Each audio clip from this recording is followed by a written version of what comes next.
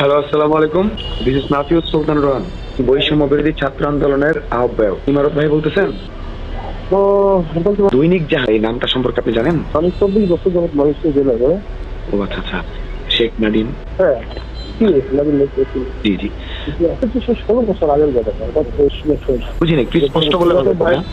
দায়িত্বে আমি ছিলাম এসপি কমান্ডের অনেকদিন জি জি। ষড়যন্ত্র করছিল, মামলা হয়েছিল। অস্ত্র পাইছিলেন ওনার কাছে? অস্ত্র পাইছিলেন ভাই আপনারা? আমি পাইছিলাম বলতে আমি তো অপারেশনে ছিলাম না, প্রশ্নটা তো আমাকে কেমন পাই। ও আচ্ছা, আমি আমার অফিসে ছিলাম। ওসি ছিলেন, ওই অপারেশনে যান নাই তাই তো? না না না আচ্ছা আচ্ছা, তখন যখন ব্যাপারটা ঘটনার সম্পন্ন হলো, তারপর তো আপনি লেখাটা পড়ছিলেন, যেহেতু উনি একজন স্বনামধন্য ব্যক্তি। হ্যাঁ, ওনার বাবা, ওনার পরিবার, রাষ্ট্র ওনাদের কাছে অনেক দায়বদ্ধ। হ্যাঁ, তো সেই দিক থেকে তো ওনার ব্যাপারটা অন্য 10টা আসামির মতো না।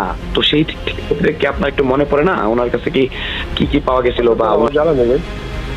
ও, আপনার এই ব্যাপার জানা নাই, শুধু আপনি জানেন যে এরকম একটা অপারেশন হয়েছে, বাসা থেকে নিয়ে আসছে, তারপর আপনি পড়ছেন, সাইন করতেছেন, উনি চলে গেছে, এটাই তো না? তো আপনাকে আমার বিরক্ত করার কারণ হচ্ছে, তখন আপনি তো আপনার দায়িত্ব থেকে তো এড়াতে, এটার কোনো এড়ানোর সুযোগ নাই যে না আমি জানি না। অবশ্যই আপনার সায়েন্স যাবে না, অপারেশন যেই ডিবির আর যাই হোক। তো আপনি কি আমাকে জাস্ট একটু বলতে পারবেন যে ওনার পাশে কি কি পাইছিলেন? বললাম না, ডিটেলস তো আর বলতে পারতেছি না। ষড়যন্ত্র হয়েছিল আমার যতটুকু মনে হচ্ছে, এটা আপনার লাস্ট উত্তরে। সেটা তো বললাম যে ষড়যন্ত্র হয়েছিল। আচ্ছা আচ্ছা, অস্ত্রের কি কোনো সিআইডি রিপোর্ট ছিল ভাইয়া? আপনি বলতে পারতেছি না।